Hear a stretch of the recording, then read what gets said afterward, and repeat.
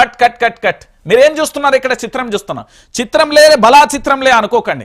ఎందుకంటే పవర్ సప్లైకు సంబంధించి current కటకట start అయిపోయింది, ఉక్కపోత స్టార్ట్ అయింది, ఏసీలు బంద్ అవుతున్నాయి, లైట్లు బంద్ అవుతున్నాయి, రాత్రి అయితే దోమలు గరుస్తున్న పరిస్థితి కనబడుతుంది. ఇది హైదరాబాద్లో ప్రజలు ఎదుర్కొంటున్న తీరు.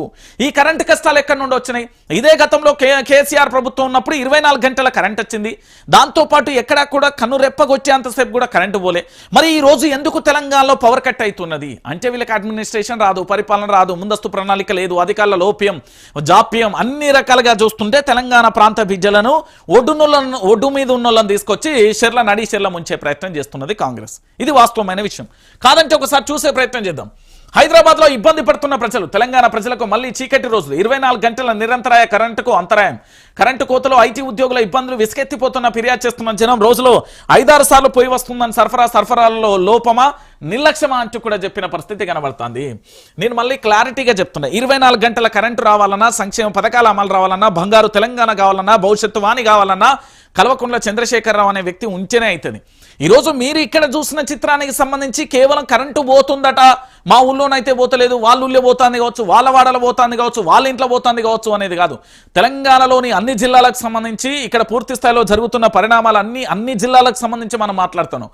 ఉమ్మడి 10 జిల్లాలలో పూర్తి స్థాయిలో హైదరాబాద్కు సంబంధించి రోజుకు 5-6 సార్లు కరెంటు పోయేస్తుంది అంటే ఏంది సమస్య? ఓ పక్కన నీళ్ళు ఇవ్వకపోతే తెలంగాణ ప్రాంత ప్రజల కోసం, వాళ్ళ ప్రాజెక్టుల కోసం నీళ్ళు ఇవ్వకపోతే మరి ఇంత దారుణంగా జరిగిపోతే పంటలన్నీ ఎండిపోబట్టే, ఎక్కడ చూసినా పంటలు ఎండిపోయి వర్లన్నీ కూడా పశువు మేతగా, పశు గ్రాసంగా మారిపోయిన పరిస్థితి కనబడుతుంది. ఎంత బాధ, హృదయ విదాకరం అండి. ఒక ఇల్లు పూర్తి స్థాయిలో కూడా ఈరోజు ఎంత దారుణానికి పడిపోయిందంటే ఒకసారి మనం ఆలోచించాల్సిన పరిస్థితి కనబడుతుంది. రైతిల్లు చీకటిగా మారిపోతుంది. ఎందుకంటే కరెంటు లేకపోవడం వల్ల ఒక రకమైతే పంటకు నీళ్లు సకాలంలో అందించలేకపోతున్నాం. ఈరోజు తెలంగాణలో చాలా ప్రాజెక్టులు ఉన్నాయి, చాలా రిజర్వాయర్లు ఉన్నాయి, చాలా రకాలుగా అన్నీ ఉన్నప్పటికీ కూడా ముందస్తు ప్రణాళిక లేకపోవడంతో ప్రాజెక్టులన్నింటినీ ఎండబెడుతున్నది మన ఏం పార్టీ? మార్పు పేరుతో వచ్చిన అదే పార్టీ, కాంగ్రెస్ పార్టీ. ఈరోజు చీకటే అంటే చీకటే, తెలంగాణ ప్రాంత జీవితాలలో చీకటి వస్తుంది. అతి తక్కువ సమయంలోనే మీరు చీకటి రాజ్యాన్ని తెలంగాణలో చూడబోతున్నారు.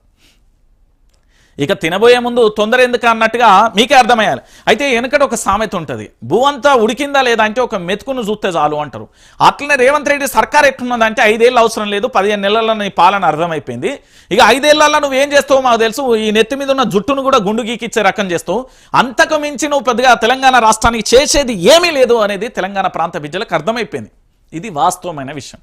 ఎందుకంటే పచ్చని తెలంగాణను నెర్రలు వారేటట్టు చేస్తున్నది రేవంత్ సర్కార్. 24 గంటల వెలుగులతో విరజిమ్మిల నా విద్యుత్ వెలుగులను పూర్తి స్థాయిలో చీకట్లుగా మార్చింది రేవంత్ సర్కార్. ఇకనైనా ఆలోచించాల్సిన పరిస్థితి మన మీద ఉంది.